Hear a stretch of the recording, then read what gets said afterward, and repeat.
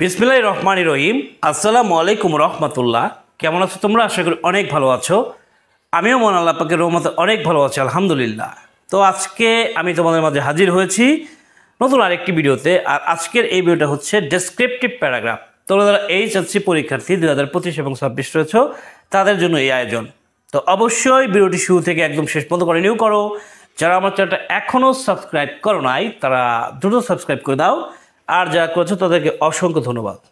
তো descriptive paragraph মানে কি? বর্ণনামূলক প্যারাগ্রাফ।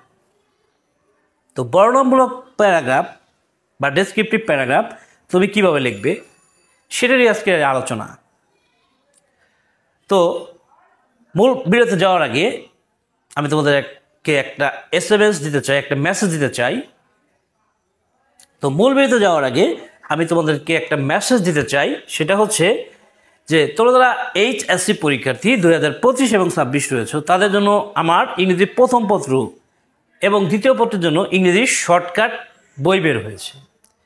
তো যারা বই অর্ডার করতে চাও তারা স্ক্রিনে দেওয়া 01850774959 হোয়াটসঅ্যাপ নম্বরে SMS দাও।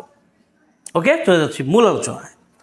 তো আগে বলছি যে ডেসক্রিপটিভ প্যারাগ্রাফ মানে হচ্ছে বর্ণনামূলক প্যারাগ্রাফ। আর এই ধরনের প্যারাগ্রাফ সাধারণত গুড সাইড হয়ে থাকে, মানে ভালো দিক সম্পর্কিত হয়ে থাকে। যেমন এখানে আমরা বলতে পারি যে ট্রি প্লান্টেশন, তারপরে college magazine, college library, Facebook, internet, mobile phone, news paper, তারপরে ফিমেল এডুকেশন, প্যাট্রিয়টিজম, অনেস্টি, এগুলো সবই কি গুড সাইডের অন্তর্ভুক্ত। হ্যাঁ, তো দ্যাট ইজ ওয়াই এইগুলো হচ্ছে কি, এইগুলো সবই হচ্ছে কি ডেসক্রিপটিভ প্যারাগ্রাফ মানে বর্ণনামূলক প্যারাগ্রাফ। তো প্রথমত তুমি প্যারাগ্রাফের নামটা বসায় দাও। প্যারাগ্রাফের নামটা বসায় দেওয়ার পরে তোমাকে প্রথমত লিখতে হবে টপিক সেন্টেন্স। তো টপিক সেন্টেন্স লেখার জন্য একটা টেকনিক রয়েছে। সেই টেকনিকটা কি, যে তুমি প্রথমত যে প্যারাগ্রাফের যে নেম সেই নেমটা বসাও। ধরো ফিমেল এডুকেশন, তাহলে ফিমেল এডুকেশন লিখলাম।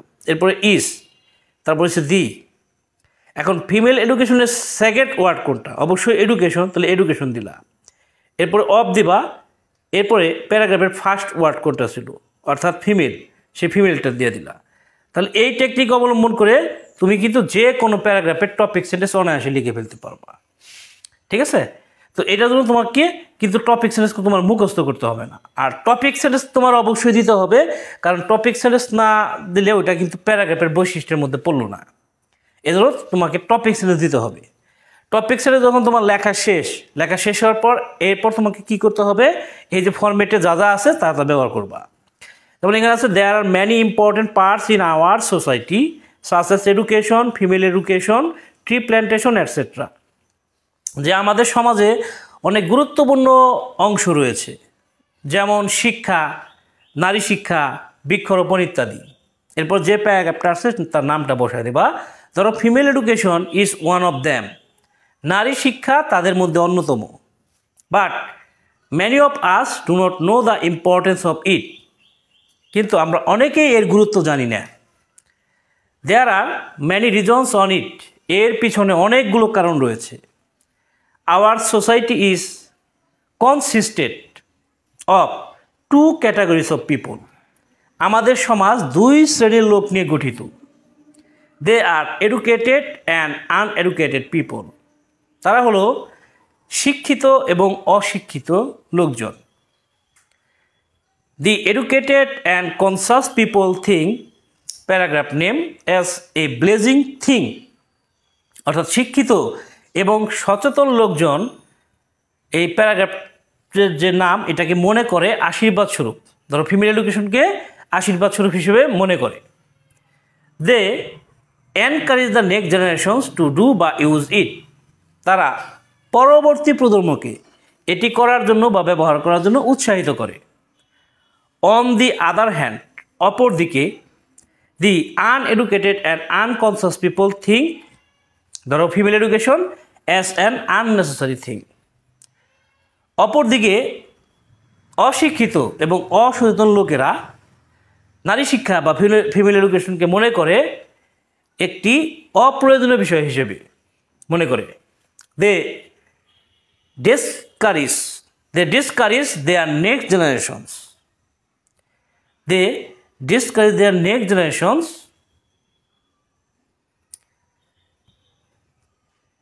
about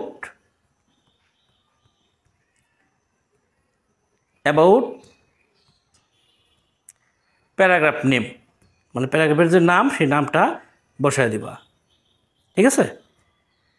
প্যারাগ্রাফের যে নাম সেই নামটা বসায় দিবা। ওকে, আচ্ছা, এরপর এখানে ফুল স্টপ হবে, প্যারাগ্রাফের নামটা বসায় দিলা, তারপর ফুল স্টপ হবে। Probably they have vague ideas on it, সম্ভবত এ বিষয়ে তাদের প্রচলিত ধারণা রয়েছে। However, paragraph is very important thing of our life, অর্থাৎ female education is very important thing of our life. যাই হোক, নারী শিক্ষা আমাদের জীবনে খুবই গুরুত্বপূর্ণ বিষয়। It is a part and parcel of our life, এটা আমাদের জীবনের অবিচ্ছেদ্য অংশ। We can not think our present life,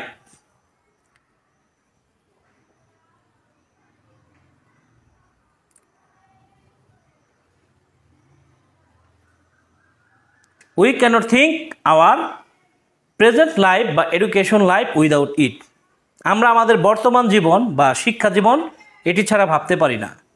এরপরে প্যারাগ্রাফের নামটা বসে দিয়া is a burning question now, অর্থাৎ female education is a burning question now, অর্থাৎ নারী শিক্ষা এখন একটি আলোচ্য বিষয়। নারী শিক্ষা এখন একটি আলোচ্য বিষয়। বাই ডুইং বা ইউজিং ফিমেল এডুকেশন, তো ফিমেল এডুকেশন তো কোনো বিজ্ঞানের সাথে সম্পর্কযুক্ত কোনো টপিক না, এই জন্য তুমি এখানে বাই ডুইং দিবা।